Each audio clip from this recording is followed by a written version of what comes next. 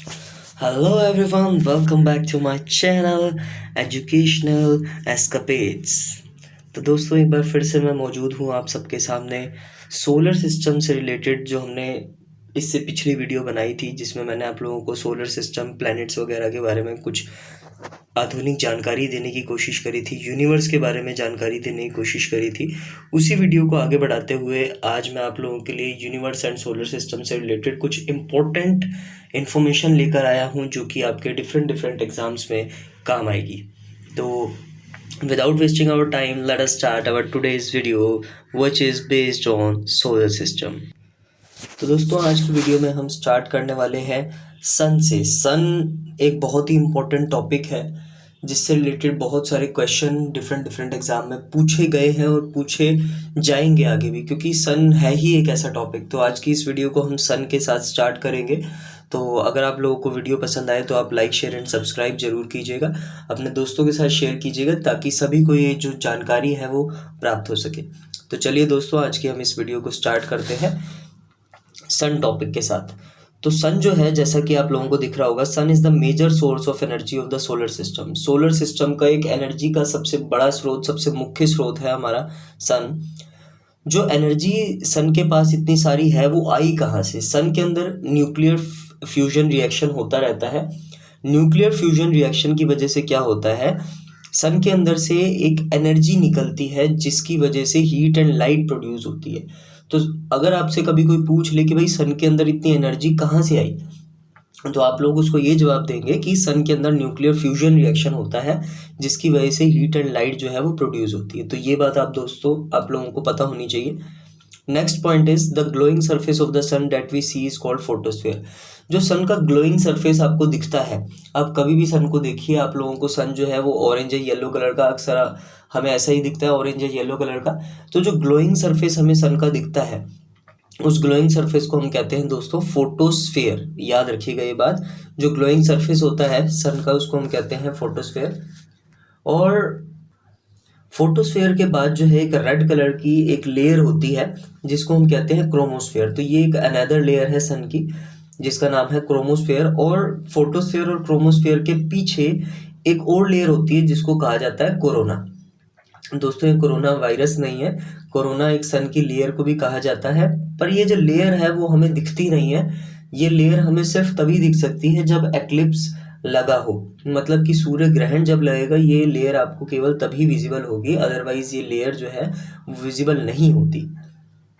तो इसके आगे आप लोगों को नेक्स्ट पॉइंट दिख रहा होगा, superimposed on sun's white light are 100 of dark lines called Fraunhofer lines. तो सन के वाइट लाइट के पीछे कई सारी 100 ऑफ डार्क लाइन्स है, कई सैकड़ों जो है डार्क लाइन्स मौजूद हैं जो हमें दिखती नहीं है बट वो इन रियल एग्जिस्ट करती हैं। कई सारी डार्क लाइन्स मौजूद करती हैं जिन लाइन्स को हम कहते हैं फ्रॉनहोफर लाइन्स। तो ये बात भी दोस्तों आप लोगों को पता होनी चाहिए। अब ये देखिए इस पिक्चर में आप लोगों को जो है सन की डिफरेंट लेयर्स दिख रही होंगी। देखिए सबसे नीचे से स्टार्ट करते हैं, फोटोस्फेयर लेयर आपको दिख रही होगी, ये सबसे इनसाइड वाली लेयर है जो हमें विजिबल होती है। अभी मैंने आप लोगों को बताया था कि जो लेयर हमें सन की विजिबल होती है, मोस्ट कॉमनली विजिबल होती है, उसको हम कहते हैं फोटोस्फेयर। तो फोटोस्फेयर लेयर आपको दिख रही होगी, सबसे नीचे दिख रहा होगा दोस्तों आपको 6000 डिग्री सेल्सियस होता है यहाँ पे। उसके ऊपर फिर जो है हमारी क्रोमोस्फेयर की लेयर है। क्रोमोस्फेयर को 2 पार्ट्स में डिवाइडेड किया गया है, upper chromosphere and lower chromosphere. But chromosphere जो लेयर है वो फोटोस्फेयर के बाद वाली, मतलब फोटोस्फेयर से थोड़ी बाहरी लेयर है। और यहाँ पर जो टेम्परेचर रहता है वो 4000 डिग्री से 10,000 डिग्री सेल्सियस के आसपास रहता है। और जो सबसे भारी लेयर है जो मैंने अभी आप लोगों को बताया कि केवल हमें एक्लिप्स के टाइम ही दिखती है, विजिबल होती है, वो होती है हमारी कोरोना लेयर। और यहाँ का टेम्परेचर आप लोग देख सकते हैं, it is nearly 1 lakh degree Celsius. तो काफ़ी ज़्यादा हॉट हो गया ये तो, इतने में तो इंसान ईजिली जो है बर्न हो जाए। तो एनीवेज दोस्तों, तो आई होप आप लोगों को ये जो सन की लेयर्स हैं वो समझ आ गई होंगी। इसी के साथ अब आगे बढ़ जाते हैं। सन जो है वो सोलर सिस्टम के बिल्कुल बीचों बीच मौजूद है, सोलर सिस्टम के बिल्कुल सेंटर में मौजूद है। और जो सन का सरफेस टेम्परेचर अगर हम बात करें, on an average 6000 degree Celsius जो है सन का जो टेम्परेचर है वो माना जाता है। जो सन है वो अर्थ से बहुत ही ज़्यादा बड़ा है दोस्तों, बहुत ही ज़्यादा बड़ा है। हम ये कह सकते हैं कि लगभग सन जो है वो अर्थ से 13 लाख टाइम्स बिगर है, 13 लाख टाइम बिगर है इन टर्म्स ऑफ वॉल्यूम। और सनलाइट जो है सन से अर्थ तक आने में 8 मिनट एंड 16.6 सेकेंड का टाइम जो है लेती है। तो ये वाला क्वेश्चन तो दोस्तों आज तक कई सारे एग्जाम्स में पूछा गया है कि कितना टाइम लगता है सन रेज को सन से अर्थ तक आने में। तो आप लोगों को पता होना चाहिए 8 मिनट एंड 16.6 सेकेंड लगते हैं सनलाइट को सन से अर्थ तक ट्रैवल करने में। उसके बाद जो एवरेज डिस्टेंस बताया है सन और अर्थ के बीच की जो दूरी है वो लगभग लगभग आप लोगों की आपके सामने लिखी 14 करोड़ एंड 96 लाख किलोमीटर्स। तो मैंने यहाँ पे किलोमीटर्स में आप सबके सामने लिखने की कोशिश किया कि जो एवरेज डिस्टेंस है सन और अर्थ का वो है 14 करोड़ 96 लाख किलोमीटर। तो आप लोगों को ये जानकारी पता होनी चाहिए, ये भी बहुत बार क्वेश्चन पूछा गया है, सन और अर्थ का डिस्टेंस, एवरेज डिस्टेंस कितना है। तो आई होप आप लोगों को सन से रिलेटेड ये जो जानकारी अभी मैंने प्रदान की ये आप लोगों को समझ आई होगी। इसी के साथ अब आगे बढ़ जाते हैं। नेक्स्ट टॉपिक है हमारा मून। सबसे पहले बहुत ही इंपॉर्टेंट बात मून से रिलेटेड जो अलग अलग एग्जाम से पूछी जाती है पर कैंडिडेट्स को, बच्चों को पता नहीं होती। तो स्टडी ऑफ मून उसको हम कहते हैं सिलेनोलॉजी। देखिए आप सबके सामने सबसे पहला ही पॉइंट मैंने लिखा है, the study of moon is called selenology. Moon की स्टडी जो है उसको हम सिलेनोलॉजी कहते हैं। तो ये बात ध्यान रखिएगा कैंडिडेट्स। उसके बाद जो आगे पॉइंट बताया गया, moon is the only natural satellite of the earth. Moon को धरती की एकमात्र नेचुरल सैटेलाइट कहा जाता है। मून को अर्थ की नेचुरल सैटेलाइट इसलिए कहा जाता है क्योंकि मून जो है वो सन के चारों तरफ जो है घूमता रहता है। आप लोगों ने देखा होगा कि मून की जो पोजीशन है वो कभी भी फिक्स नहीं रहती, वो कभी लेफ्ट में आ जाएगा, कभी राइट में आ जाएगा, कभी टॉप में आ जाएगा, कभी कहीं चला जाएगा, कभी कहीं चला जाएगा। तो मून जो है वो अर्थ के चारों तरफ जो है वो परिक्रमा सा करता रहता है। तो इसीलिए मून को जो है हम अर्थ की नेचुरल सैटेलाइट भी कहते हैं। मून के ऊपर कोई एटमॉस्फेयर या कोई ट्विलाइट नहीं होती, ये बात का भी आप लोगों ने ध्यान रखना है अच्छे से। उसके बाद size of moon is 1/4 the size of earth. जो मून का साइज है वो अर्थ के 1/4 साइज है, मतलब मून जो है वो हमसे छोटा है, अर्थ से छोटा है। Gravitational pull of moon is 1/6 that of earth. जो ग्रेविटेशनल फोर्स, ग्रेविटेशनल पुल जो है, जो गुरुत्वाकर्षण शक्ति है मून की, वो धरती के 1/6 है, मतलब छठे का एक भाग है, ठीक है, 1/6 है, मतलब काफ़ी कम है ग्रेविटेशनल पुल यहाँ पे। और यहाँ पे अगर मैं बात करूँ कि कौन कौन से एलिमेंट्स या कौन कौन से मिनरल पाए जाते हैं, तो ये दोस्तों आपको ये भी पता होना चाहिए कि सिलिकॉन, आयरन, मैग्नीशियम, ये कुछ एलिमेंट्स हैं, ये कुछ मिनरल्स हैं जो कि मून के सरफेस पे अभी तक जिनकी डिस्कवरी हो चुकी है। तो ये बात भी आप लोगों को अच्छे से पता होनी चाहिए। तो आई होप आप लोगों को मून से रिलेटेड ये सारे पॉइंट्स अभी तक समझ आ गए होंगे। अब नेक्स्ट पॉइंट्स पे आते हैं। अच्छा चलिए, मून में केवल इतना ही था, जो इम्पोर्टेंट बातें थी वो मैंने आप सबके सामने मौजूद करने की कोशिश करी। तो आई होप आप लोगों को मून से रिलेटेड वो सारी बातें समझ आ गई होंगी। अब नेक्स्ट बात कर लेते हैं हम अर्थ। अर्थ एक बहुत ही इम्पोर्टेंट टॉपिक है। अर्थ, जिस प्लेनेट पे हम रहते हैं उसका नाम अर्थ है, और अर्थ से रिलेटेड जो जो क्वेश्चन बन सकते हैं वो मैंने यहाँ पर कवर करने की कोशिश की है। देखिए, earth is a unique and densest planet. Earth जो है एक बहुत ही विचित्र और एक बहुत ही डेंसेस्ट प्लेनेट है। अर्थ जो है सन से तीसरे नंबर की दूरी पे, मतलब कहने का मतलब यह है कि सन के सबसे पास मरकरी है पहले नंबर पे, फिर दूसरे नंबर पे वीनस है, और तीसरे नंबर पे जो है हमारी अर्थ है। तो अगर हम सूर्य से दूरी की बात करें तो उसके मुताबिक, सन से दूरी के मुताबिक हमारी जो अर्थ है वो थर्ड प्लेनेट है। और अगर हम बात करें साइज के मुताबिक तो हमारी जो धरती है, जो हमारी पृथ्वी है, वो सोलर सिस्टम का 5वां सबसे बड़ा प्लेनेट है। पर अगर हम बात करें टेरेस्ट्रियल प्लैनेट्स में, टेरेस्ट्रियल प्लैनेट मैंने आप लोगों को लास्ट वीडियो में बताए थे। कमेंट करके ज़रूर बताइएगा कि टेरेस्ट्रियल प्लैनेट कौन कौन से मैंने आप लोगों को लास्ट वीडियो में बताए थे। आगे बढ़ते हैं दोस्तों। टेरेस्ट्रियल प्लैनेट्स की अगर हम बात करें तो उन टेरेस्ट्रियल प्लैनेट्स में सबसे बड़ा प्लैनेट हमारा है अर्थ, और अर्थ जो है उसको हम ब्लू प्लैनेट भी कहते हैं। तो ये बात भी आप लोगों को पता होनी चाहिए। बहुत ही इंपॉर्टेंट बातें हैं, ये सारी आपके एग्जाम में पूछी गई हैं और आगे भी ज़रूर अलग अलग डिफरेंट एग्जाम से पूछी जाएंगी। बात करते हैं दोस्तों अर्थ के रोटेशन की। अर्थ जो है वो अपनी इमेजिनरी एक्सिस पे घूमता है। इमेजिनरी का मतलब ये है कि असलियत में ऐसी कोई भी एक्सिस मौजूद नहीं है हमारे सोलर सिस्टम में। तो अर्थ जो है वो अपनी इमेजिनरी एक्सिस पे घूमता है, और हमेशा वेस्ट से ईस्ट की तरफ घूमता है। और इस जर्नी को कंप्लीट करने में अर्थ को जो है 23 आवर 56 मिनट एंड 4.09 सेकंड्स लगते हैं। आप देखिए कि हमारा जो एक दिन है वो अप्रोक्सीमेटली 24 घंटे का माना जाता है।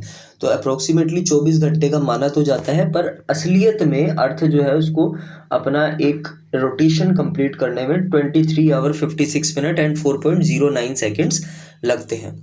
अब हम बात करते हैं कि अर्थ के रोटेशन की वजह से होता क्या क्या है। आप लोगों को पहला पॉइंट तो समझ आ रहा होगा, कॉजिशन ऑफ डे और नाइट। अर्थ के रोटेशन की वजह से दिन और रात होते हैं। आप लोगों को ये तो बात पूरी अच्छी तरह से समझ आ गई होगी कि अर्थ घूम रही है, जिसकी वजह से जो है दिन और रात होते हैं। दूसरी बात यह है दोस्तों, change in the direction of wind and ocean currents. Wind currents और ओशन करेंट्स जो है इनकी डायरेक्शन में भी अर्थ के रोटेशन से चेंज आता है। ओशन करेंट्स मतलब दोस्तों ओशन के अंदर जो आपकी लहरें आप कह सकते हैं जो मौजूद है, उनकी डायरेक्शन में और विंड की डायरेक्शन में भी अर्थ की रोटेशन की वजह से ही चेंज आ रहा है। Rise and fall of tides every day, मतलब जल स्तर जो है, समुद्रों का जो जल स्तर है, महासागरों का जो जल स्तर है, उनका घटना और बढ़ना ये भी हमारे अर्थ के रोटेशन के ऊपर ही डिपेंड करता है दोस्तों। तो आई होप आपको इतनी बातें समझ आ चुकी होंगी। अब इसी के साथ आगे बढ़ जाते हैं दोस्तों। अब बात करते हैं अर्थ के रेवोल्यूशन की। देखिए अर्थ रोटेशन अलग था, रेवोल्यूशन अलग है। रेवोल्यूशन क्या है? अर्थ की movement in an elliptical orbit around the sun. जब अर्थ सन के चारों तरफ परिक्रमा करता है एलिप्टिकल ऑर्बिट में, तो उसे हम कहते हैं अर्थ का रेवोल्यूशन। और इस रेवोल्यूशन को कंप्लीट करने में अर्थ को 365 days 5 hour 48 minute and 45.51 seconds का समय लगता है।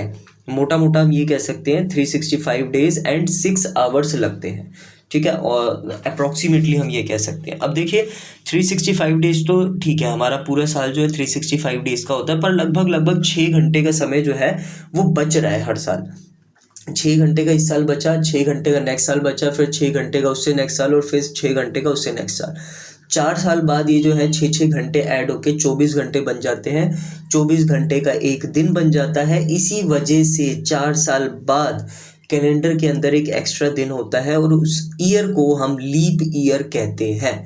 आप लोगों को ये बात पता होगी कि फरवरी में 29th डे आ जाता है हर 4th ईयर में, और उस दिन को हम जो है, उस ईयर को जो है हम लीप ईयर कहते हैं। सो ये अर्थ के रेवोल्यूशन की वजह से पॉसिबल हो पाता है। अब बात करते हैं कि अर्थ के रेवोल्यूशन की वजह से क्या क्या चेंजेस देखने को मिलते हैं। सीजन में जो चेंजेस है सबसे बड़ा, वो अर्थ के रेवोल्यूशन की वजह से ही देखने को मिलता है दोस्तों। दिन कितने बड़े होते हैं डिफरेंट ईयर के टाइम में, और कितने छोटे होते हैं, रातें कितनी बड़ी होती हैं, कितनी छोटी होती हैं different time of the year में। तो ये सारी चीज़ें जो हैं वो अर्थ के रेवोल्यूशन के ऊपर ही डिपेंडेंट रहती हैं। चलिए दोस्तों, अर्थ के रोटेशन, रेवोल्यूशन और अर्थ के बारे में इतनी जानकारी थी। अब हम कुछ इंपॉर्टेंट फिनोमिनास के बारे में पढ़ लेते हैं जिनसे रिलेटेड भी क्वेश्चन आपके एग्जाम में पूछे जाते हैं। तो पहला ही एक ऐसा इंपॉर्टेंट फिनोमिना है इक्विनॉक्स। बहुत अच्छे से सुनिएगा दोस्तों, ध्यान दीजिएगा। ये ऐसे दिन होते हैं जब दिन और रात लगभग बराबर होती है, मतलब 12 घंटे का दिन होगा, 12 घंटे की ही रात होगी। इस सिचुएशन में क्या होता है, जो सन होता है वो वर्टिकली ओवरहेड होता है इक्वेटर, मतलब इक्वेटर बिल्कुल टॉप पर होता है, ओवरहेड होता है। और ऐसा जो है साल में लगभग 2 बार होता है। एक होता है 21 मार्च को, जिसको हम कहते हैं दोस्तों वर्नल इक्विनॉक्स, और दूसरा ऐसा होता है 23 सितंबर को, जिसे हम कहते हैं ऑटमनल इक्विनॉक्स, मतलब ये ऑटम के सीजन में होता है। तो ये दोनों बातें आप लोगों को पता होनी चाहिए। ये जो डिफरेंट 2 टाइप ऑफ इक्विनॉक्स मैंने बताए, इनके नेम्स भी आपको पता होने चाहिए। अलग अलग एग्जाम से पूछा जाता है what is equinox, what are the types of equinox, equinox कौन से दिन को होता है, डेट बताइए। तो ये जानकारी आप लोगों को पता होनी चाहिए दोस्तों। तो आई होप आपको इक्विनॉक्स के बारे में समझ आया होगा। इसी के साथ आगे बढ़ जाते हैं। Next is summer solstice. देखिए summer solstice is also a very important phenomena. तो समर सोल्स्टिस के बारे में सुनिए दोस्तों। मार्च इक्विनॉक्स जब होता है, अभी देखिए मैंने आपको बताया था पीछे कि मार्च इक्विनॉक्स, जिसे हम वर्नल इक्विनॉक्स भी कहते हैं, तो मार्च इक्विनॉक्स के बाद जो है सन जो है बिल्कुल नॉर्थवर्ड आ जाता है। नॉर्थवर्ड आने के बाद बिल्कुल ट्रॉपिक ऑफ कैंसर पे ओवरहेड मतलब बिल्कुल टॉप पे पहुंच जाता है। ट्रॉपिक ऑफ कैंसर में 21 जून को 21 जून को पहुंच जाता है और इस दिन को हम कहते हैं समर सॉल्स्टिस। 21 जून को होता क्या है? 21 जून को नॉर्दर्न हेमिस्फीयर में सबसे लंबा दिन होता है और सबसे छोटी रात होती है। मतलब दिन जो है 21 जून को बहुत बड़ा रहेगा और रात जो है वो छोटी हो जाएगी। मतलब 12-12 घंटे के बराबर नहीं होंगे डे एंड नाइट। ऐसा हो सकता है कि 15 घंटे का दिन है और बचे हुए 9 घंटे की रात हो गई, या हमारे जो है हम कह सकते हैं कि 17-18 घंटे का दिन है और बाकी जो रिमेनिंग 7 to 8 आवर्स है उनकी नाइट है। कहने का मतलब ये है कि नॉर्दर्न हेमिस्फीयर में 21 जून को जो है लॉन्गेस्ट डे होगा, शॉर्टेस्ट नाइट होगी। साउदर्न हेमिस्फीयर में बिल्कुल उल्टा होगा। साउदर्न हेमिस्फीयर में इस दिन क्या होगा? शॉर्टेस्ट डे होगा और लॉन्गेस्ट नाइट होगी। तो ये बात आप लोगों को पता होनी चाहिए दोस्तों। एग्जाम में कुछ भी पूछा जा सकता है। एग्जाम में हो सकता है आपको कंफ्यूज करने के लिए पूछ ले 21 जून को साउदर्न हेमिस्फीयर में क्या होता है। तो जैसा कि अभी मैंने आपको बताया कि साउदर्न हेमिस्फीयर में शॉर्टेस्ट डे होता है और लॉन्गेस्ट नाइट होती है 21 जून को। तो ये बातें आप लोगों को पता होनी चाहिए। तो अब इसी के साथ आगे बढ़ जाते हैं विंटर सोल्स्टिस पे। देखिए, विंटर सोल्स्टिस भी कुछ ना कुछ समर सोल्स्टिस के जैसे ही है। 22 दिसंबर को क्या होता है? ये देखिए फिनोमिना ये होता है 22 दिसंबर को। डेट आप लोगों को याद रहनी चाहिए। सन जो है वो ट्रॉपिक ऑफ कैप्रिकॉर्न में होता है, बिल्कुल टॉप में। वो होता है फिनोमिना जो इससे पिछले वाला मैंने आपको बताया समर सोल्स्टिस 21 जून को होता है और ट्रॉपिक ऑफ कैंसर में होता है। ये 22 दिसंबर को होता है, ट्रॉपिक ऑफ कैप्रिकॉर्न में होता है और इसे हम कहते हैं विंटर सोल्स्टिस। इस दिन क्या होता है? साउदर्न हेमिस्फीयर में लॉन्गेस्ट दिन होता है और रात जो है वो शॉर्टेस्ट होती है। तो जैसा मैंने आपको उसमें बताया था कि उसमें नॉर्दर्न हेमिस्फीयर में जो है सबसे लंबा दिन होता है और रात छोटी होती है, ऐसे ही यहाँ पर साउदर्न हेमिस्फीयर में 22 दिसंबर को सबसे लंबा दिन होता है और सबसे छोटी रात होती है। तो फिर जैसा कि हमें पता चल रहा है कि अगर यहाँ पे दिन लंबा है रात छोटी है, तो नॉर्दर्न हेमिस्फीयर में इसका उल्टा होगा। वहाँ पर क्या होगा? वहाँ पर 22 दिसंबर को शॉर्टेस्ट डे और लॉन्गेस्ट नाइट रहेगी। तो एग्ज़ाम में दोस्तों किसी भी तरीके से घुमा के क्वेश्चन पूछा जा सकता है आपसे। आप लोगों को ये सारी जानकारियाँ जो अभी तक मैंने आप लोगों को बताई, इसकी आज की वीडियो में ये सारी पता होनी चाहिए। आज की इस वीडियो में बस दोस्तों इतना ही कवर करेंगे।